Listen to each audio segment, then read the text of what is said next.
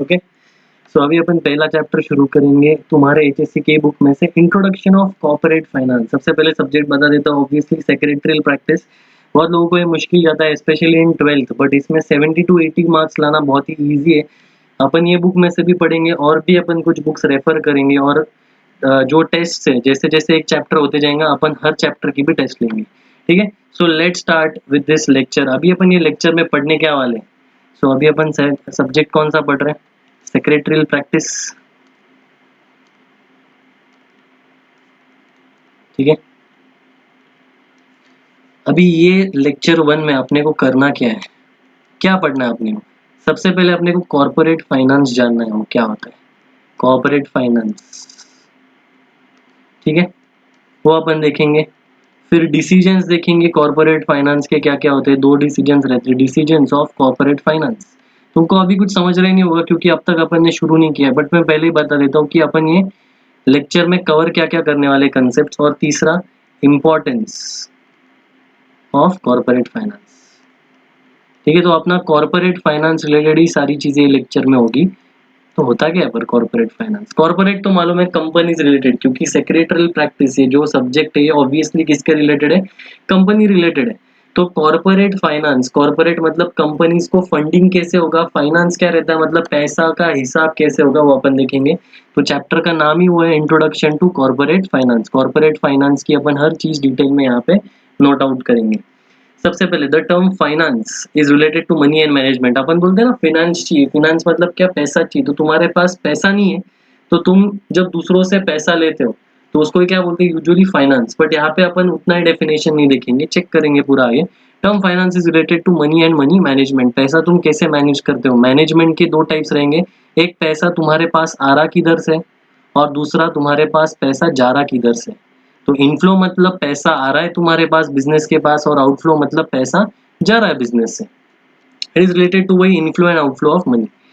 Success of any business organisation depends on efficiency. Efficiency मतलब तुम कम से कम टाइम में कितना अच्छा काम करते हो। एफिशिएंसी मतलब क्या? कम टाइम यूज करके तुम कितना ज्यादा से ज्यादा काम करते हो। Efficiency which with it is able to generate and use funds. तो कम पैसों में तुम ज्यादा प्रॉफिटेबिलिटी कैसे जनरेट करोगे? हेनरी फोर्ड तुमको मालूम होगा, फोर्ड का जो प्रमोटर था जिसने फोर्ड कंपनी शुरू किया था, founder. Money is an arm और लेग, यूज इट और लूज इट। मतलब मनी कैसा है? हाथ या पैर की तरह है, उसको यूज करो वरना उसको तोड़ दो। थोड़ा ज्यादा ही डेंजरस डेफिनेशन बोला है। सिंपल क्या है कि you have to use it, otherwise पैसा तुम्हारा निकल जाएगा। The statement clearly brings out the significance of finance for business of success, ठीक है। नेक्स्ट जाते हैं, कॉर्पोरेट फाइनेंस का मीनिंग क्या है? जो अपना पहला क्वेश्चन था कि कॉर्पोरेट फाइनेंस का मीनिंग क्या है, होता क्या है कॉर्पोरेट फाइनेंस, ठीक है। तो देखते हैं। Corporate finance deals with raising, पैसा किधर से, मैंने जैसे बोला पैसा बोरो किधर से करोगे, कहाँ से पैसा आएगा तुम्हारे पास? तुम्हारे पास तुम कौन हो? ये चैप्टर में तुम हमेशा सेक्रेटरियल प्रैक्टिस में तुम हमेशा कौन रहते हो? कंपनी रहते हो। तो कंपनी के पास पैसा आएगा किधर से? इनफ्लो कहाँ से होगा? बोरो कहाँ से करेंगी कंपनी पैसा, ठीक है। तो पैसा कहाँ से आएगा? Raising and using of finance by corporation. और जब पैसा आएगा तो वो यूज कैसे करोगे, कहाँ पे वो पैसा डालोगे, ये इसका मीनिंग है। It deals with financing the activities of corporation. Capital structuring, capital structuring देखेंगे अपन, एंड मेकिंग इन्वेस्टमेंट डिसीजंस। तो पैसा कहाँ कहाँ पे यूज होगे? तो फाइनेंस किसके लिए लगता है? सबसे पहले बिजनेस की एक्टिविटीज के लिए, बराबर। Activities, financing business activities. Business activities मतलब क्या? नॉर्मल जो अपना buy sell, buying and selling of goods, buy sell of goods. दूसरा क्या? Buying and selling of goods, services भी हो गया। फिर एक्सपेंसेस ऑफ बिजनेस मैनेज करने के लिए, असेट्स लेने के लिए, ये सारे एक्टिविटीज में हो गया असेट्स, एग्जांपल दे रहा हूँ। दूसरा ये तो हो गया। फिर कैपिटल स्ट्रक्चरिंग। कैपिटल स्ट्रक्चरिंग मतलब क्या? अभी अपन देखेंगे ये चैप्टर में तुम पैसा कहाँ कहाँ से बोरो कर सकते हो, थोड़ा सा 11th में भी हो गया होगा तुम्हारा। कैपिटल स्ट्रक्चरिंग मतलब तुम पैसा कहाँ से ले सकते हो, ये अपन देखेंगे वैसे भी डिटेल में। कैपिटल स्ट्रक्चरिंग कहाँ कहाँ से पैसा ले सकते हो? एक रहेगा equity shares. Company shares issue करेंगी, कौन से? Equity shares. इक्विटी शेयर्स मतलब क्या रहता है? एक शेयर तुम जब इशू करते हो, शेयर मतलब क्या रहता है? जो अपन ने अकाउंट्स में पढ़ा था, amount invested in the business by proprietor, वो क्या था? कैपिटल। पर यहाँ पे amount invested by the shareholders in business is called as share capital. यहाँ पे शेयर कैपिटल रहता है, और शेयर मतलब क्या, कैपिटल को टुकड़ों में बांटते हैं। एक एग्जांपल देता हूँ, लेट्स से कंपनी को 10 लाख रुपए चाहिए, 10 लाख रुपीज, उन्होंने शेयर इशू किए 1 लाख शेयर्स, 1 लाख शेयर्स, तो अभी मतलब हर एक को कितना देना है, 10 रुपए, तो टोटल 1 लाख शेयर्स इशू किए, हर एक शेयर पे कितना देना है तुमको, 10 रुपए, तो टोटल आ जाएंगे ना अपने पास 10 लाख, बराबर। तो ये क्या हो गया तुम्हारा share capital. Equity share capital मतलब ही क्या, 1 share is equal to 1 vote, एक शेयर पे तुमको 1 वोट मिलता है। दूसरा रहेगा प्रेफरेंस शेयर्स। प्रेफरेंस शेयर्स क्या, उसको प्रायोरिटी रहता है, ये जो टाइप का शेयर्स है इसको प्रायोरिटी रहता है, ये इक्विटी हो गया। जो दूसरे टाइप का शेयर है उसको क्या बोलते हैं, प्रेफरेंस। प्रेफरेंस मतलब प्रायोरिटी रहेगा, मतलब अगर कंपनी बंद हो गया, इंसॉल्वेंट हो गया, कंपनी डूब गया, तो सबसे पहले पैसा किसको, priority, in terms of priority दो चीजों में मिलता है प्रेफरेंस में। प्रायोरिटी कौन से इसमें मिलेगा, रीपेमेंट ऑफ कैपिटल, मतलब अगर कंपनी बंद हो गया तो रीपेमेंट ऑफ कैपिटल करने के लिए, कंपनी जब बंद हो गया तो कैपिटल कैसे पे होगा, सबसे पहले किसको पे होगा, प्रेफरेंस शेयर होल्डर्स को, फिर इक्विटी वालों को मिलेगा। और दूसरा रहेगा priority in terms of dividend. Dividend क्या होता है, जो तुमको शेयर्स पे, return on shares, dividend is what, return on shares. Company, जो तुम शेयर होल्डर्स ने जो पैसा डाला है कंपनी में, उस पे जो रिटर्न मिलता है वो क्या हो गया, रिटर्न ऑन शेयर्स, उसको क्या बोलते हैं, डिविडेंड। फिर डिबेंचर्स और बैंक लोन, ये सारे सोर्सेस है। कैपिटल स्ट्रक्चर मतलब ही क्या, पैसा कहाँ से आएगा तुम्हारे पास, तो इसके लिए लगेगा। और तीसरा making investment decisions. Investment, shares में इन्वेस्ट करना है, अभी यूजुअली शेयर मार्केट बहुत गिरा हुआ है तो काफी लोग इन्वेस्टमेंट्स कर रहे हैं असेट्स में, कुछ और इंफ्रास्ट्रक्चर में, तो पैसा इसके लिए लगेगा। कौन सी 3 चीजों के लिए लगेगा, बिजनेस एक्टिविटीज के लिए, कैपिटल स्ट्रक्चर मतलब पैसा किधर से आएगा वो चेक करना पड़ेगा, और तीसरा इन्वेस्टमेंट करने के लिए लगेगा। कॉर्पोरेट फाइनेंस अपन इसके लिए देखते हैं। अभी अपन जाते हैं मीनिंग और definition. Henry Hoagland expresses the view that corporate finance deals with primarily, मतलब मेनली किससे डील करता है, with acquisition and use of capital by business corporation. तो पैसा कहाँ से तुम लोगे, एक्वायर करोगे, मतलब कौन तुमको पैसा देगा, उनको आइडेंटिफाई करो। प्राइमरली विद एक्विजिशन, पैसा कहाँ से आएगा तुम्हारे पास, and use of capital by business corporation, and जो पैसा तुमने लिया ऐसे लोगों से वो कहाँ पे यूज किया, वो भी तो इम्पोर्टेंट है। एक एग्जांपल देता हूँ, पिछले साल में लेट से मेरा क्लासेस में से प्रॉफिट हुआ 12 लाख रुपीस का, 12 लाख का मेरा प्रॉफिट हुआ। मेरे पास 2-3 ऑप्शन थे। एक ऑप्शन क्या, पैसा एफडी में डाल दो, उस पे रेट ऑफ इंटरेस्ट कितना मिलता था, 6.5%, मतलब साल के एंड में मेरा पैसा कितना हो जाता था, 12 पे 6.5%। चलो कैलकुलेट कर लेते चाहिए तो, एक मिनट, 10% एफडी पे कभी भी नहीं मिलता, तो तुम अगर पागल हो गए अगर बोलोगे एफडी पे 10% रेट ऑफ इंटरेस्ट कभी भी नहीं मिलेगा जिंदगी में, ठीक है।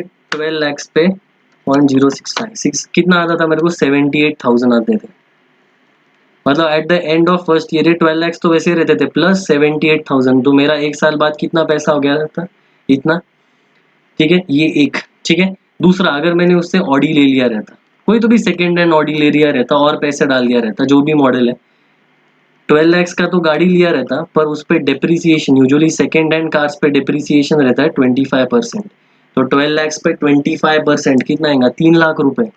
तो at the end of first year मेरा बैलेंस कितना रहता था, मेरी कार कितने की रहती थी, 9 लाख की, तो उल्टा मेरा यहाँ पे नुकसान हुआ है। तीसरा, अगर मैंने शेयर मार्केट में डाला रहता, सिक्योरिटी स्टॉक मार्केट में, तो मेरे को कितना पैसा मिलता था, लेट से 12 लाख कुछ अगर मैंने शेयर खरीदा रहता, अभी तो मार्केट डाउन है फिलहाल, 2 मिनट के लिए मान लो उस पे 12% मेरे को रिटर्न मिला, तो 12 लाख पे 12% 1,44,000, तो कितना आता था, 13,44,000। ये हुआ ना इन्वेस्टमेंट। पैसा कैसे मैंने यूज किया, जो क्लास का प्रॉफिट है वो यूज किया। और चौथा, मैंने कुछ नहीं वैसे का वैसा रखा, तो नो प्रॉफिट आता था, कुछ भी पैसा कम भी नहीं हुआ जाता। और अगर मैंने वही क्लासेस में डाला रहता, जैसे अभी हम लोगों ने एक और नया प्रॉपर्टी खरीद लिया, ये जो पैसा हमको प्रॉफिट हुआ, और एक नया प्रॉपर्टी खरीद लिया, भले ही अभी खरीदा है तो इसकी वजह से प्रॉफिट इमीडिएटली नहीं आएगा, बट जैसे क्लासेस शुरू हो गए 1-2 साल बाद, जब क्लास का कैपेसिटी और ये सब देख के बढ़ जाएगा, तो रिटर्न ये 12 नहीं उससे भी ज्यादा आएगा, 20 से लेके 40% तक रिटर्न बढ़ सकता है। ये क्या हुआ, पैसा तुमने कैसे इस्तेमाल किया, ये भी मैटर करता है, ठीक है। तो नेक्स्ट देखते हैं, the term corporate financing includes, क्या क्या आता है कॉर्पोरेट फाइनेंसिंग में, फाइनेंशियल प्लानिंग, पैसा का लेन देन तुम पहले प्लान करते हो। Study of capital market, capital market मतलब ही क्या, ये स्टॉक मार्केट, शेयर मार्केट, वो स्टडी करोगे तुम। Money market and share market, money market मतलब ये आरबीआई का यह रहता है जो पैसा लिक्विडिटी जो मार्केट में आता है, और शेयर मार्केट मतलब तुम जहाँ से शेयर खरीदते हो। तुम बोलोगे शेयर मार्केट और कैपिटल मार्केट तो एक ही बात है। कैपिटल मतलब ही क्या, तुम जहाँ से पैसा बोरो करते हो। कैपिटल में शेयर मार्केट भी आ गया, डिबेंचर्स भी आ गए, बॉन्ड्स भी आ गए, थोड़ा सा पढ़ा होगा तुमने 11 चैप्टर में। तो कैपिटल मार्केट में ही शेयर मार्केट आता है। तुम पैसा कहाँ से लोगे, तो ये तुमको पहले स्टडी करना पड़ेगा। Covers capital formation and foreign capital. FDI तो तुमने सुना होगा, एफडीआई क्या रहता है, सुना है कभी? मोदी इतना आउट ऑफ इंडिया क्यों घूमता है? एफडीआई फॉरेन डायरेक्ट इन्वेस्टमेंट, ठीक है, फॉरेन डायरेक्ट इन्वेस्टमेंट। ये फॉरेन डायरेक्ट इन्वेस्टमेंट होता क्या है कि बाहर से दूसरे दूसरे कंट्रीज अपने को इंडिया में पैसा देते हैं। इससे होता क्या है, जब ये कंपनीज अपने इंडिया की कंपनीज में पैसा डालते हैं, तो ये जो इंडिया की कंपनीज है ये और लोगों को हायर करती है, टेक्नोलॉजी हायर करती है, उनके सेल्स बढ़ते हैं, उनके प्रॉफिट बढ़ते हैं। जब वो बढ़ेंगे तो ऑब्वियसली इंडिया में टैक्स भी बढ़ेगा, लोग उतना पैसा भी खर्चा करेंगे, तो ये अच्छी बात है ना एफडीआई। तो द बिगेस्ट अचीवमेंट जब से मोदी आया, the biggest achievement can be stated as, जो ये फॉरेन से पैसा है, भले मोदी अच्छा या बुरा मैं वो नहीं बोल रहा हूँ, but his policy regarding foreign direct investment, आज तक इतना हिस्ट्री के, इंडिया की हिस्ट्री में किसी ने इतना पैसा बाहर से लेके नहीं आया जितना मोदी ने किया है। तुम बोलोगे इंडिया के लोग पैसा क्यों नहीं डालते इंडिया में, वो तो डाल रही है वैसे भी, पर फॉरेन से अगर डाला लोगों ने पैसा धीरे धीरे करके। जो स्टॉक मार्केट काफी 20-25% उछला था पिछले साल में, तो बढ़ा था 25%, ये कहाँ से बढ़ा था, फॉरेन लोगों ने ही पैसा डाले थे, बराबर। तो ये पैसा भी आ गया। Even financial organisations and banks play a vital role. Financial organisations मतलब जो पैसा देते हैं तुमको, लोन देते हैं, बैंक्स वही play a role in corporate financing, वही तो पैसा देंगे ना। तो फाइनेंस मैनेजर, तुम्हारा जॉब क्या होगा, क्योंकि तुम फाइनेंस मैनेजर हो गए, हैज टू इंश्योर क्या क्या, firm has adequate finance, accurate पैसा है क्या। अगर तुम्हारे पास पैसा नहीं है तुमको ऑपरेशन शट करने पड़ेंगे। फॉर एग्जाम्पल, मैंने हम लोगों ने अगर एक क्लास का प्रॉपर्टी लिया नया 60 lakhs का, बट हमारे पास पैसा 5 लाख है, बोलो उसमें ये प्रॉपर्टी ले सकते हैं क्या? कैसे लेंगे, इम्पॉसिबल है। लोन भी इतने अमाउंट का नहीं मिलेगा। अगर 60 lakhs का प्रॉपर्टी ले लें, लोन उस पर मिलेगा 80%। चलो एक काम करते हैं सिंपलिसिटी के लिए, 50 lakhs, घर से 10 लाख फिर भी तो लगेंगे ही ना। और अगर मैं 50 lakhs का लोन ले रहा हूँ, तो इंटरेस्ट, ईएमआई, ये सारा मेरे पास उतना पैसा होना चाहिए। तो यही क्या हो गया, तुम्हारा फाइनेंस है क्या तुम्हारे पास उतना पैसा। They are using the right source of funds that have minimum cost. एक एग्जांपल देता हूँ, अगर मेरे को तुमको हाउसिंग लोन लेना है, जब तुम बड़े हो जाओगे और खुद का घर ले लोगे शादी होने के बाद, हाउसिंग लोन लेना है, तो कुछ बैंक्स एलआईसी जैसे देती है 8.1% पे, 8.1, फिर एचडीएफसी देता है 8.5। तुम बोलोगे क्या है, ज्यादा फर्क तो नहीं है। अगर तुमने ये लोन लिया 30 लाख का, अगर तुमने 8.1% पे लिया, तो तुम एक एग्जाम्पल में 40 लाख पे करोगे। और अगर तुमने, सॉरी 40 लाख नहीं, बहुत ही कम अमाउंट मैंने बोल दिया, तो तो डायरेक्ट में फिगर ही बता देता हूँ दोनों का फर्क कितना गिरेगा। अगर तुमने लोन लिया 8.1 और 30 लाख पे, 20 years का रहता है यूजुअली हाउसिंग लोन, तो 20 साल बाद तुमको एक्स्ट्रा कितना तुम दोगे, मिनिमम 2,44,000 दोगे। ऐसा कुछ कैलकुलेशन किया था मैंने। तो 3 लाख तुम्हारे एक्स्ट्रा जाएंगे over the period of 20 years। तुम बोलोगे ठीक है ना, 20 साल में 3 लाख, गलत है ना। लोन तो वही है, पैसा तो वही है, प्रॉपर्टी भी तुम्हारा वही है, क्यों चाहता 3 लाख रुपए एक्स्ट्रा देने के, राइट। तो मिनिमम कॉस्ट में हर चीज, जो लोग अमेजोन या फ्लिपकार्ट से शॉपिंग करते हैं एकदम स्मार्ट लोग होते हैं। क्यों?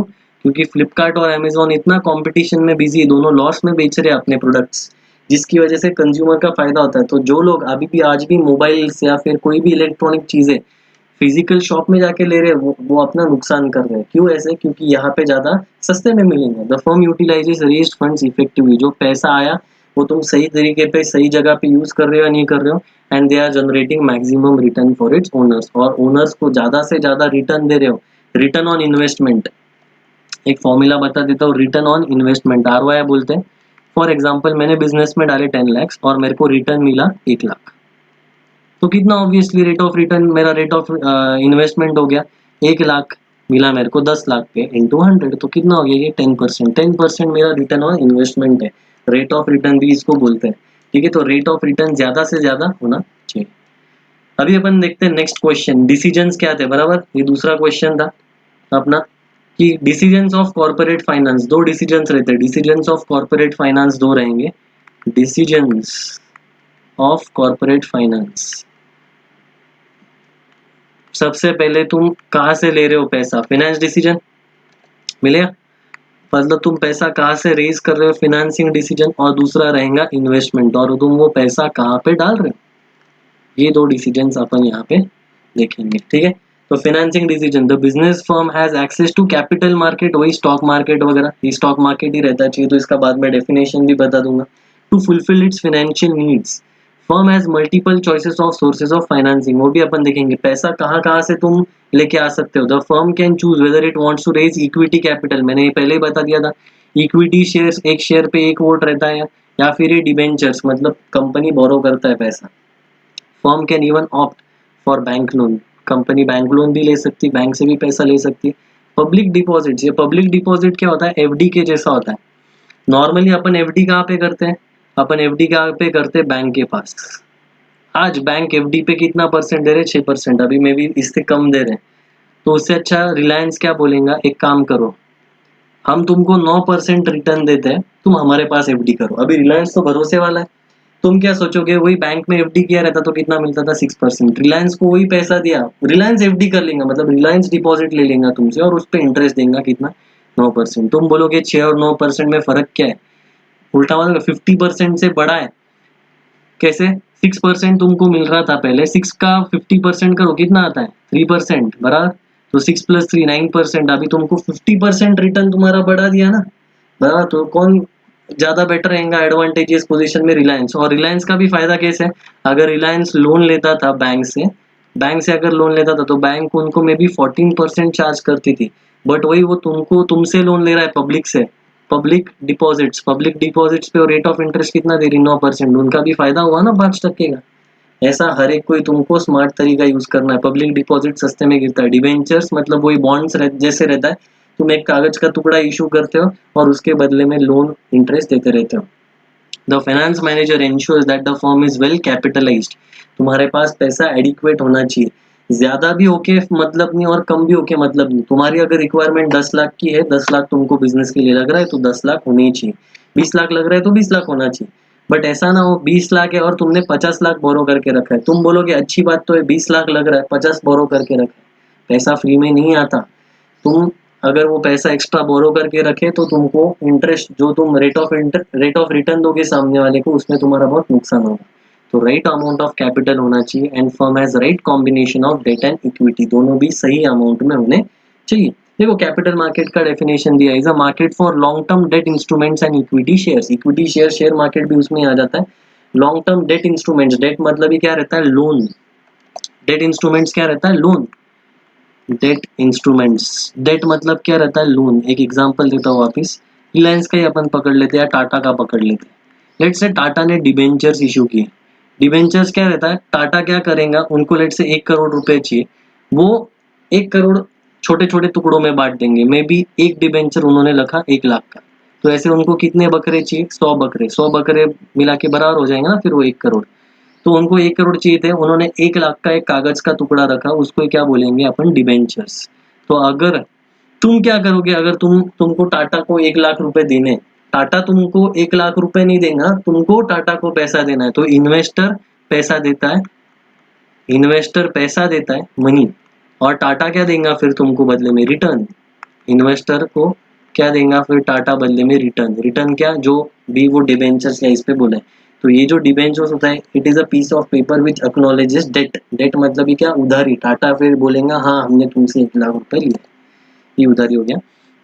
इन्वेस्टमेंट डिसीजन, कहाँ पे इन्वेस्ट करोगे, once the business has gained access to capital, एक बार पैसा आ गया, the finance manager has to take decision regarding use of funds, कहाँ पे पैसा यूज कर रहे हो तुमको बताना है, in a systematic manner so that it will bring maximum return for its owners, तो तुमको ऐसा तरीके से रिटर्न दिखाना है ताकि तुम्हारा ज्यादा से ज्यादा फायदा हो सके। For this the firm has to take into consideration cost of capital, cost of capital मतलब मैंने जैसे बोला, कौन कहाँ कहाँ से पैसा तुम रेज कर सकते हो, इक्विटी, प्रेफरेंस, डिबेंचर्स या फिर लोन्स। तो तुमने इन लोगों से पैसा लिया, बदले में इनको कुछ रिटर्न भी तो देना पड़ेगा ना, इक्विटी वालों को क्या दोगे? डिविडेंड। प्रेफरेंस वालों को भी दोगे फिक्स डिविडेंड। डिबेंचर्स वालों को दोगे इंटरेस्ट। लोन वालों को दोगे इंटरेस्ट। अपन डिटेल में देखेंगे। तो कुछ तो भी पैसा देना पड़ेगा। ये जो तुम पैसा दे रहे हो ये क्या रहेगा? Cost of capital. तुमको हर साल कितना रिटर्न उनको देना है? Cost of capital is minimum return expected by investors. तुमको वो इन्वेस्टर्स को कितना पैसा देना है, that is cost of capital. Finding investments and deploying them successfully in the business is known as investing decision. ठीक है, कुछ भी नहीं करने का। क्या लोग करते, काफी लोगों के पास पैसा आता है बट सही जगह पे इन्वेस्ट नहीं करते। कुछ लोगों ने बिटकॉइन लेके रखे। तुमको अगर थोड़ा सा नॉलेज है बिटकॉइन का तो उसमें बहुत रिस्क रहता है, बहुत लॉस होता है। ठीक है, जान दो, मैं ज्यादा नहीं बताता हूँ। Bitcoin is a crypto currency, मतलब पैसा किसने दिया किसको मिला वो ट्रैक ही नहीं हो पाता है बिटकॉइन में। चाहिए तो गूगल पे डाल के देखो व्हाट इज बिटकॉइन, थोड़ा सा समझेगा तुमको। होमवर्क में ये ले लो, ठीक है। It is also called as capital budgeting. मतलब वो कैपिटल बजटिंग मतलब क्या रहता है? जो तुम्हारे पास पैसा पड़ा है तुम वो कहाँ पे डालोगे, इनफ्लो जो है तुम्हारे पास वो किधर वो पैसा इन्वेस्ट करोगे, यही तो मेन बात रहती है बिजनेस की। इन्वेस्टमेंट डिसीजन मैंने जैसे एग्जांपल दिया था अभी, याद है कि मैंने देखो पैसा कहाँ कहाँ पे डाला। किधर गए थे? 12 लाख का एफडी किया था, गाड़ी ली मैंने, शेयर मार्केट में डाला या फिर खुद की क्लासेस में डाल दिया। समझा?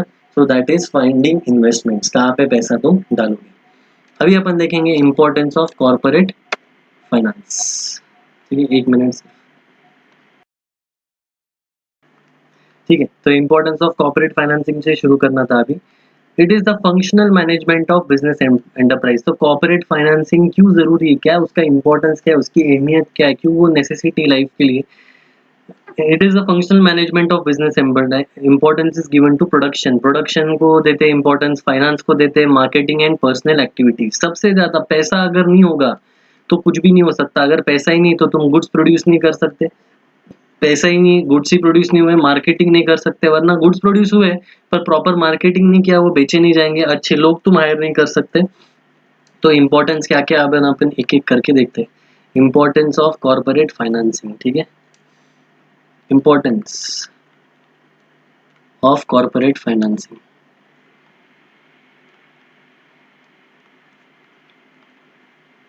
क्या क्या है इसके इम्पोर्टेंस, देखते हैं एक एक करके, ठीक है।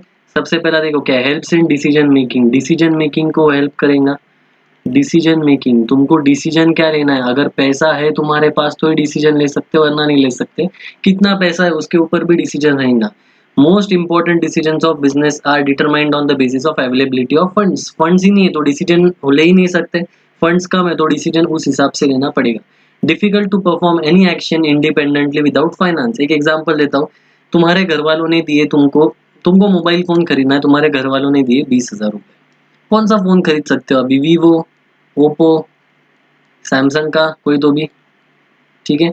वन प्लस तो आएगा नहीं अभी। इसमें तुमको अगर वन प्लस चाहिए आएगा क्या? नहीं।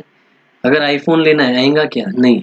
तो तुम अगर जिद लगा के बैठे हो आईफोन 11 प्रो और तुमको चाहिए वो भी 20,000 में, चाइनीज आईफोन प्रो मिलेगा, वो क्या है, वो पूरा खराब हो जाता है। तो ऐसे डिसीजन नहीं ले सकते बिना पैसों के। Every decision is needed to be taken keeping in view of its impact. उसका इफेक्ट क्या होगा? इम्पैक्ट मतलब इफेक्ट, इफेक्ट ऑन प्रॉफिटेबिलिटी। तुमने जो डिसीजन लिया उससे तुम्हारे बिजनेस का प्रॉफिटेबिलिटी बढ़ेगा या नहीं, हर डिसीजन को फोकस उधर करना चाहिए।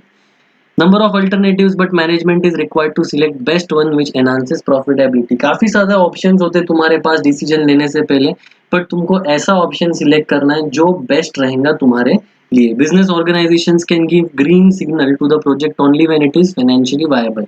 ऑर्गेनाइजेशन कब चलेगा? जब वो प्रोजेक्ट को ग्रीन सिग्नल मिल जाएगा। The corporate finance play significant role in decision making process. The corporate finance significant ये रहेगा। डिसीजन मेकिंग सारा मैंने जैसे बोला इससे होगा। और business organisation can green signal only when it is financially viable. Viable मतलब क्या? पॉसिबल। अगर वो फाइनेंशियली, अगर जितना पैसा लग रहा है उतना अपने पास है या अरेंज हो सकता है तो ही कोई भी डिसीजन ले सकते हैं, वरना डिसीजन नहीं ले पाएंगे। दूसरा देखते हैं, helps in raising capital for a project. Capital मतलब क्या? जो प्रोजेक्ट मतलब क्या, एक इंडिपेंडेंट क्या बोलते हैं, जैसे अपन तुमको स्कूल में प्रोजेक्ट्स देते कुछ कुछ करने के लिए। Independent task of a business. When a business firm wants to start a new venture, कोई भी बिजनेस शुरू करना है। एक एग्जांपल देता हूँ। लेट्स से अभी क्लासेस में क्या क्या वेंचर हो सकते हैं या क्या क्या प्रोजेक्ट हो सकते हैं। एक रहेगा 11th, दूसरा रहेगा 12th, इसमें सारे बोर्ड्स आ गए, CBSE, SSC, मतलब HSC, IG बोर्ड आ गया, ठीक है। फिर CA फाउंडेशन, CA में BBA, BCom, ठीक है। अभी अगर मेरे को ऐसे प्रोजेक्ट्स लेने, मेरे को कुछ बाकी टीचर्स भी रखने पड़ेंगे, उनका सैलरी भी रहेगा, कुछ बुक्स वगैरह भी लेने पड़ेंगे। तो ये सारे क्या हो गए, इंडिपेंडेंट प्रोजेक्ट्स हो गए मेरे क्लास के लिए। Wherever a business wants to start a new venture, जब भी नया वेंचर शुरू करना रहता है, पैसा लगेगा, कैपिटल लगेगा। Business firms can raise funds by issuing shares, तुम शेयर्स इशू कर सकते हो, डिबेंचर्स इशू कर सकते हो, बॉन्ड्स इशू कर सकते हो, या फिर बैंक से भी लोन ले सकते हो। मैंने वो पहले ही इसमें बोल दिया था, डिटेल में अपन बाद में देखेंगे। फिलहाल इतने टर्म्स याद रखो। कौन से शेयर्स में दो टाइप, इक्विटी और प्रेफरेंस, फिर डिबेंचर्स, फिर बॉन्ड्स। आगे का लेक्चर जो होगा उसमें मैं सारी चीजें कवर करूंगा। Help in research and development, तो दूसरा पॉइंट क्या था, रेजिंग कैपिटल, रेजिंग कैपिटल। तीसरा देखते हैं, अभी तीसरा पॉइंट क्या डिस्कस करने वाले हैं अभी, research and development, R&D। Research and development देखेंगे यहाँ पे अपन। Research and development best example देता हूँ, फार्मास्यूटिकल इंडस्ट्रीज, जो फार्मा इंडस्ट्रीज रहती है बेस्ट। और एक दूसरा अच्छा एग्जांपल देता हूँ, अभी कोरोना वायरस की जो वैक्सीन का ऑलरेडी ट्रायल रन हो चुका है, और जो इंडिया में उसका मैन्युफैक्चरिंग भी हो चुका है, Indian serum institute of India, ठीक है, वो और US का हार्वर्ड, ये दोनों साथ में मिलके ये बना रहे कोरोना का मतलब ये वैक्सीन। तो ये जो वैक्सीन है उसके लिए रिसर्च तो करना पड़ेगा, सच में वो लोगों को उसका इफेक्ट आ रहा है, उनका कोरोना से वो बच रहे या नहीं, वो चेक तो करना पड़ेगा, वरना फिर फायदा होगा कि वैक्सीन का नहीं होगा। तो उसके लिए क्या लेना पड़ता है, research and development for growth and expansion, क्योंकि बिजनेस तुम्हारा तब भी ग्रो होगा। Detail technical work is essential for execution of projects, technical work रहेगा बहुत ज्यादा। अगर मेरे को तुमको ये पढ़ाना है सब्जेक्ट सेक्रेटरियल प्रैक्टिस, सबसे पहले मेरे को बुक देखना पड़ेगा, क्या मैं ये पढ़ा पाऊंगा या नहीं। फिर उसके इंडिविजुअली चैप्टर्स देखूंगा, थोड़ा थोड़ा पढ़ के देखूंगा, बिना होमवर्क के मैं पढ़ा सकता हूँ क्या, नहीं, मैं क्या कोई भी नहीं पढ़ा सकता। ये तो मैंने एक जस्ट छोटा एग्जांपल दिया। टेक्निकल वर्क, कोई भी चीज, even if you have decided to manufacture, अभी जैसे टाटा ने बीच में डिसाइड किया कि वो इलेक्ट्रिक व्हीकल, शॉर्ट में उसको ईवी बोलते हैं, इलेक्ट्रिक व्हीकल बनाएंगे, वो टाटा का नेक्सॉन आया ईवी में। तो सबसे पहले उनको वो बैटरीज मोटर्स कहाँ पे रहेंगे, ठीक है, उसके इक्विपमेंट्स बाकी कहाँ पे रहेंगे, तो मालूम होना चाहिए ना। तो रिसर्च एंड डेवलपमेंट हर चीज का करना ही पड़ता है। It is a lengthy process, काफी टाइम लगता है, therefore funds have to be made available through research work. अगर ये जो फार्मा इंडस्ट्री, मतलब ये मेडिसिन वगैरह जो बनाते हैं या ये वैक्सीन, दो दो तीन तीन साल लगते हैं इसको, ये रिसर्च एंड डेवलपमेंट को काफी टाइम लगता है। फिर ये रिसर्च से अपन फाइनलाइजेशन पे आते हैं और फिर इसका प्रोडक्शन शुरू करते हैं, ठीक है। रिक्वायर्स कंटिन्यूअस फाइनेंशियल सपोर्ट, काफी पैसा भी लगता है ये पीरियड में। Many time company has to upgrade its old product और develop new product to attract consumers. Products भी चेंज करने पड़ेंगे, तुमको लोगों को अट्रैक्ट करना है, रिटेन करना है। जैसे हर साल में गाड़ियों की जो जो भी गाड़ी रहती है, बी इट वो MG की हेक्टर, या फिर टाटा Hyundai की क्रेटा, टाटा की वो कौन सी हेक्सा, या फिर नेक्सॉन पकड़ लो। तो ये जो भी गाड़ी है इनके वर्जन अपग्रेड होने चाहिए ना, अगर वो अपग्रेड नहीं हुए तो प्रॉब्लम होगा, ठीक है। For this company has to conduct survey, लोगों से पूछताछ करेंगे तुमको क्या चाहिए, मार्केट एनालाइज करेंगे, अगर मार्केट बहुत ज्यादा कॉम्पिटिटिव है तुमको कुछ तो भी बेटर लेके आना पड़ेगा, which again requires financial support, और उसके लिए पैसा लगेंगे। तो तीसरा क्या, helps in research and development लिख दिया था। Smooth running of business firm, अभी कोरोना के टाइम पे तुमको भी मालूम होगा, जिस दिन से लॉकडाउन हुआ 21 मार्च, और अब तक थोड़ा सा लॉकडाउन शुरू है, फिर भी 3 मई को अभी थोड़े से रिस्ट्रिक्शन उड़ गए। तो ये जो पीरियड है, अप्रैल के मंथ में टाटा, महिंद्रा एंड महिंद्रा, कोई भी कार कंपनी ले लो, उनका एक भी यूनिट बेचा नहीं गया। पहली बार लाइफ में, इतना हिस्ट्री में इतना घटिया पीरियड नहीं था, ये 1 महीने में उनका एक भी यूनिट बेचा नहीं गया है। अगर पैसा नहीं होता था तो बिजनेस बंद हो जाता था। If you read news, gold gym तुमको मालूम होगा, gold gym all over the world famous है। गोल्ड जिम ने डिसाइड किया, अभी वो बैंकरप्ट हो गया। बैंकरप्ट मतलब उसकी लायबिलिटी ज्यादा, एसेट्स कम, उन्होंने बैंकरप्सी के लिए डाला है, गोल्ड जिम बंद होने वाला है। इंडिया का पता नहीं, यूके में तो ये गोल्ड जिम बंद हो गया। क्यों बंद हुआ, क्योंकि उनको ये पीरियड में तो 6 महीने के लिए लंदन लॉकडाउन पे, तो तब तक पैसा नहीं मिलने वाला। इवन लॉकडाउन हटने के बाद जिम वगैरह को फिलहाल परमिशन नहीं दिया है, बंद हो जाएंगे ना फिर अभी मेजोरिटी जिम्स। क्यों ऐसा, क्योंकि पैसा अभी उनके पास कम पड़ेगा, कहाँ से, जेब से थोड़ी पैसा देते रहेंगे। After some time they have to shut down their business. Smooth flow of corporate finance is needed so that salaries of employees are paid on time, पैसा टाइम टू टाइम जाना चाहिए। लोन्स जितने भी तुमने जो लोन लिए, EMI उसके time to time जाने चाहिए। जो तुम रॉ मटेरियल परचेज करते हो गुड्स बनाने के लिए, तो वो उसके लिए पैसा, सेल्स प्रमोशन, तुमको अगर अपनी चीजें प्रमोट करनी है या फिर existing products is carried out smoothly and new products can be launch effectively, और तुमको जो न्यू प्रोडक्ट्स लॉन्च करने हो प्रॉपरली सारे होने चाहिए। Next brings coordination between various activities, सारे एक्टिविटीज का कोऑर्डिनेशन, सबका साथ सबका विकास। जैसे अगर पैसा ही नहीं होगा तो फिर एक्टिविटीज ठीक से चलेंगी नहीं। एक एग्जांपल देता हूँ, रॉ मटेरियल तुमने खरीद लिया, प्रोडक्शन शुरू हो गया, पर तुमको वर्कर्स को वेजेस पगार जो देना है उसके लिए पैसे ही नहीं है। रॉ मटेरियल आके पड़ा है पर तुम्हारा प्रोडक्शन ही कंप्लीट नहीं होगा, प्रोडक्शन कंप्लीट नहीं होगा तो सेल्स नहीं होगा, सेल्स नहीं होगा तो बिजनेस में प्रॉफिट आएगा नहीं, सारी चीजें हैम्पर हो गई। इसलिए कोऑर्डिनेशन लगता है। रॉ मटेरियल है तो पगार भी देते आना चाहिए, प्रोडक्शन हो गया, मार्केटिंग करते आना चाहिए, मार्केटिंग होगा तो सेल्स होना चाहिए, सेल्स भी टाइम टू टाइम पैसा आया तो ही बिजनेस चलेगा। Corporate financing play significant role in control and coordination of all activities, सारे एक्टिविटीज प्रॉपर्ली कंट्रोल और कोऑर्डिनेट होगी। एग्जांपल देखो, production will suffer if finance department does not provide adequate finance, adequate finance अगर पैसा time to time नहीं भरा तो फिर प्रोडक्शन डिपार्टमेंट सफर होगा। For purchase of raw materials and meeting other day to day financial requirements for smooth running of production unit, production unit सही तरीके से स्मूथली रन नहीं होगा। Due to this sales will also suffer and consequently income of concern as well as rate of profit will be affected, और sales भी तुम्हारे कम हो जाएंगे और इनकम भी नहीं आएगा और प्रॉफिट भी अफेक्ट हो जाएगा। Thus efficiency of every department depends upon effective financial management, अगर पैसों का मैनेजमेंट नहीं है तो फिर बिजनेस चलेगा नहीं, क्योंकि सेल्स तुम्हारे प्रॉपरली नहीं होंगे। सेल्स मैंने जो चार्ट बनाया था, सेल्स नहीं हुए तो प्रॉफिट नहीं आएगा, और प्रॉफिट पे ही तो सारा खेल चलता है। तो फोर्थ एक्टिविटी क्या था अपना, smooth running of business. Fourth importance क्या था, स्मूथ रनिंग, बिजनेस सही तरीके से चलना चाहिए, smooth running of business. Fifth fifth क्या था, अभी अपन ने पढ़ा, coordination between various activities, coordination between various activities, सारे एक्टिविटीज में कोऑर्डिनेशन होना चाहिए।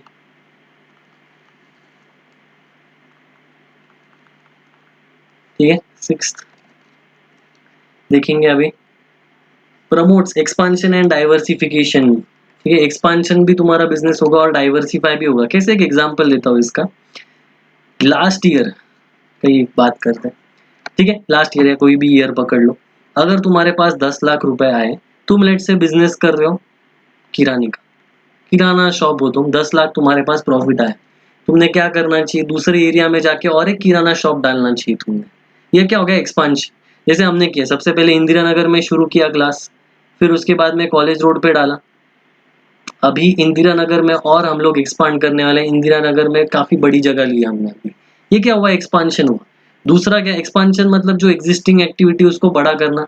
डाइवर्सिफाई मतलब क्या, ऑल टुगेदर बिजनेस चेंज करना। फॉर एग्जाम्पल, ये 10 लाख मेरे को आए, मैंने इंदिरा नगर में प्रॉपर्टी ली, पर उसमें मैंने क्लासेस नहीं रखे, उसमें मैंने क्या किया, अभी जिम तो कुछ पॉइंट नहीं है। एक दूसरा एग्जाम्पल देता हूँ, लेट्स से एक वो बैंक को रेंट पे दे दिया, या फिर मैंने वहां पे शोरूम शुरू कर दिया कार का, या फिर मैंने स्टॉक मार्केट का, एक शेयर मार्केट का ऑफिस डाल दिया वहां पे, या फिर मैंने एक रेस्टोरेंट डाल दिया।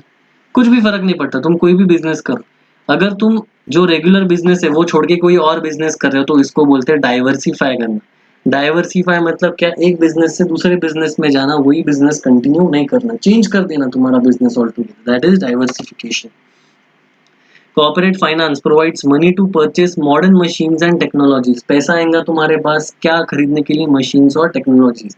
Therefore, finance becomes mandatory for expansion and diversification of company. पैसा लगेगा तुमको, एक्सपांशन करना होगा अगर, या तुमको बिजनेस डाइवर्सिफाई करना होगा अगर। मैनेजिंग रिस्क, तो ठीक है, ये 2 पॉइंट्स लिख लेते हैं अपना, एक्सपांशन एंड डाइवर्सिफिकेशन।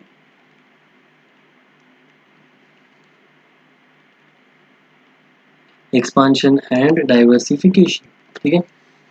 फिर managing risk, company has to manage several risk, बराबर ना, बिजनेस में कुछ भी रिस्क होता है। बेस्ट एग्जांपल कोरोना का, कोरोना की वजह से कितने बिजनेसेस उधड़ जाएंगे, एयरप्लेन का, एक मिनट, एयरप्लेन का, क्योंकि अभी लोग इजीली ट्रैवल नहीं करेंगे, एटलीस्ट ये साल तो ज्यादा ट्रैवल नहीं करेंगे। एयरप्लेन, टूरिज्म बहुत अफेक्ट हो जाएगा, काफी कंट्रीज, इटली ने दिसंबर के टिकट्स आधे भाव पे कर दिए, टूरिज्म अफेक्ट हो जाएगा। फिर जिम्स और ऐसे ये जो सारे मतलब जिम या फिर स्पोर्ट्स रिलेटेड जो जो एक्टिविटीज थी वो बंद हो जाएंगी। रेस्टोरेंट्स पे मार पड़ेगा इसका।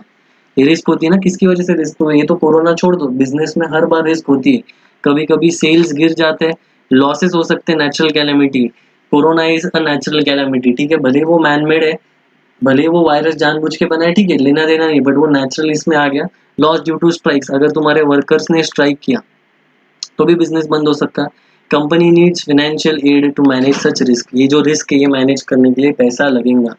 जो एयरलाइंस मेजोरिटी बंद हो गए, जो एयरप्लेन्स काफी प्रॉब्लमेटिक है यूएस में या इंडिया में, वो अभी गवर्नमेंट से पैसा मांग रहे हैं, हमको थोड़ा पैसा दो वरना एयरलाइन शट डाउन हो जाएंगे। भीख मांग रहे हो literally. If you know Warren Buffett, Warren Buffett तुमने अगर सुना होगा, he is a king in share market in US. ये भी गूगल करो, वो इजी, अगर मालूम नहीं होगा तो, वॉरेन बफेट, ठीक है। तो ये तो एकदम किंग है वहाँ का, उसने एयरलाइंस में इन्वेस्ट किया था। उसने अभी 2-3 दिन पहले सारे जो एयरप्लेन्स में जो शेयर्स खरीदे वो बेच दिए, क्योंकि उसको लग रहा है एयरप्लेन कंपनी सर्वाइव नहीं करेंगी। हो गया ना, रिस्क लग गई, फाइनेंसिंग की प्रॉब्लम हो गई। रिप्लेस ओल्ड असेट्स, पुरानी मशीन तुमको नहीं, अभी फॉर एग्जाम्पल मैं जो ये लैपटॉप यूज कर रहा हूँ रिकॉर्डिंग के लिए, ये अभी आउटडेटेड हो गया, 4 साल हो गए मैंने इसको लेके, अभी आउटडेटेड हो गया। मेरे को अभी लेट से लेना है माइक्रोसॉफ्ट का सरफेस प्रो, माइक्रोसॉफ्ट का सरफेस प्रो लेना है, या फिर एप्पल का मैकबुक लेना है, तो उसके लिए पैसा लगेगा। एप्पल का मैकबुक के लिए 1 लाख लगेगा, इसको मिनिमम 80,000 लगेगा प्रॉपर स्मूथली होने के लिए। तो अगर ऐसे ओल्ड असेट्स रिप्लेस करने हैं, तो फिर पैसा लगता है फिर भी। Plant and machinery becomes old and outdated, क्योंकि अगर बहुत ज्यादा टाइम से यूज कर रहे हो, जगह खराब हो जाती है, असेट्स का, specially in technology. Plant and machinery technology मतलब मोबाइल्स, एयर, लैपटॉप्स, कार्स, ये सारे इसमें आ गए। तो न्यू असेट्स के लिए तुमको वापस पैसा लगता है। तो क्या क्या और किसके लिए पैसा लगेगा? 7 था रिस्क के लिए, रिस्क मैनेजमेंट। फिर replacing assets, replacing assets, asset replace करने के लिए, ओल्ड असेट बदलने के लिए। उसके बाद में नेक्स्ट पॉइंट है payment of dividend and interest. मैंने बोला था डिविडेंड किसको मिलता है? शेयर होल्डर्स को, जो शेयर खरीदते हैं। प्रेफरेंस और इंटरेस्ट किसको मिलता है? डिबेंचर्स वालों को या पब्लिक डिपॉजिट वालों को। ये रिटर्न रहता है। Finance is needed to pay dividend to shareholders, interest to creditors etcetera.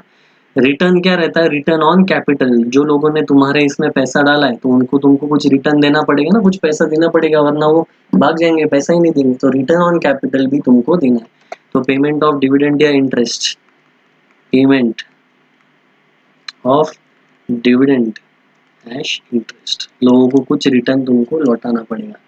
Last point अभी देखते हैं अपन, ठीक है। पेमेंट ऑफ टैक्सेस और फीस, गवर्नमेंट को टैक्सेस भरने पड़ेंगे, कंपनी हैज टू पे टैक्सेस, इनकम टैक्स और जीएसटी। 2 मिनट में समझा देता हूँ, इनकम टैक्स और जीएसटी 11th में तुम्हारा होना चाहिए वापस। तुम जितना इनकम कमाते हो, इनकम मतलब ही क्या, जो ये रहता है सेल्स माइनस एक्सपेंसेस, मतलब ही क्या, नेट प्रॉफिट जो तुम्हारा बचता है बिजनेस में, नेट प्रॉफिट पे तुमको टैक्स देना पड़ता है गवर्नमेंट को। ये कौन सा टैक्स हो गया? Direct tax. क्यों ऐसे? वरना अपना इंडिया कैसे चलेगा? तो जो लोग पैसा कमाते हैं वही तो टैक्स भरते हैं। अगर तुम पैसा नहीं कमा रहे हो तो तुम देश पे बोझ हो। You should start earning, you should contribute to the economy and to the country by paying taxes on time, properly tax भरो। ये कौन सा टैक्स हो गया? डायरेक्ट, जितना तुम कमाओगे उतना ही टैक्स। तुम जैसे लोग स्टूडेंट्स पैसा ही नहीं कमाते तो टैक्स दोगे क्या? नहीं। दूसरा टैक्स रहता है इनडायरेक्ट टैक्स। दूसरा टैक्स कौन सा रहेगा? Indirect tax. इनडायरेक्ट टैक्स मतलब ही कौन सा रहेगा? जीएसटी। जीएसटी मतलब क्या? मैं हमेशा एग्जांपल देता हूँ पार्ले जी का। पार्ले जी, 2 मिनट के लिए सोचो, पार्ले जी का बिस्किट का पैक लेने के लिए 5 रुपए का, मुकेश अंबानी लाइन में लगा है एक किराने की इधर, और एक भिखारी भी लाइन में लगा है। मुकेश अंबानी के लिए वो 5 रुपीज का पैक 5 रुपीज में ही रहेगा, और जो भिखारी उसको भी 5 रुपीज का पैक 5 रुपीज में ही रहेगा। इसमें लेट से 1 रुपया जीएसटी, 1 रुपया टैक्स है। सिंस दोनों के लिए प्राइस सेम है, 1 रुपया जीएसटी, किसी ने भी खरीदा, मतलब वो मुकेश अंबानी ने भी खरीदा या फिर वो भिखारी ने भी खरीदा वो पार्ले जी, दोनों को टैक्स तो उतना ही भरना पड़ेगा। This is indirect tax. Tax किस पे लगता है? गुड्स पे और सर्विसेज पे, प्रोडक्ट्स पे। ये जो टैक्स है ये गुड्स और सर्विसेज पे लगता है। तुम अंबानी हो, तुम भिखारी हो, कोई भी फर्क नहीं पड़ता। यू हैव टू पे टैक्स इक्वली, मतलब यहाँ पे तुम जितना कमाओगे उतना तुमको टैक्स भरना है। यहाँ पे कमाने का कुछ संबंध नहीं। तुम भी जब पार्ले जी लेने जाओगे तुमको भी उतना ही टैक्स भरना पड़ेगा, even though you are not earning. Is called as indirect tax. तो ये जीएसटी वगैरह भरना पड़ता है। अगर तुम कंपनी फॉर्म करोगे तो जब तुम कंपनी फॉर्म करते हो तो कंपनी पैदा कौन करता है? आरओसी। मतलब तुमको कंपनी रजिस्टर कहाँ पे करना है? आरओसी के पास, रजिस्ट्रार ऑफ कंपनीज के पास। यहाँ पे कंपनी अपन रजिस्टर करते हैं, उसके भी साल के हर बार फीस रहते हैं। Finance is needed for paying taxes and fees. Taxes और फी पे करने के लिए भी पैसा लगता है। ठीक है, payment of taxes and fees, payment, तो इन 10 चीजों के लिए पैसा लगेगा। 10 में से 5 पॉइंट बता सकते हो बिना देखे? सबसे पहला क्या? डिसीजन मेकिंग के लिए तुमको बेसिक पैसा लगेगा, टैक्सेस और फीस पे करने के लिए पैसा लगेगा, return to the shareholders और जो भी डिबेंचर होल्डर्स है वो उसके लिए लगेगा, स्मूथ ऑपरेशन ऑफ बिजनेस उसके लिए पैसा लगेगा, रिसर्च एंड डेवलपमेंट, कुछ बिजनेस में तुम रिसर्च वगैरह कर रहे हो उसके लिए पैसा लगेगा, बिजनेस में हर बार रिस्क रहता है, रिस्क मैनेजमेंट करने के लिए पैसा लगेगा, तुमको अगर और कैपिटल रेज करना है तो उसके लिए पैसा लगेगा, एक्सपांशन एंड डाइवर्सिफिकेशन, बिजनेस बढ़ाना है, एक्सपांड करना है उसके लिए पैसा, डाइवर्सिफाई मतलब और दूसरे बिजनेसेस सेगमेंट्स में एंटर करना है उसके लिए पैसा, ओल्ड असेट तुमको रिप्लेस करके नया लेना है तो रिप्लेसिंग ऑफ असेट के लिए भी पैसा लगेगा। तो ये था इंपॉर्टेंस ऑफ कॉर्पोरेट फाइनेंस। तो ये तो 3 क्वेश्चंस थे, वही अपन ने लेक्चर में कवर किए। सबसे पहले कॉर्पोरेट फाइनेंस होता क्या है ये अपना हो गया, फिर डिसीजंस 2 टाइप के थे, इन्वेस्टिंग और फाइनेंसिंग हो गए, और इम्पोर्टेंस क्या है वो भी अपना हो गया।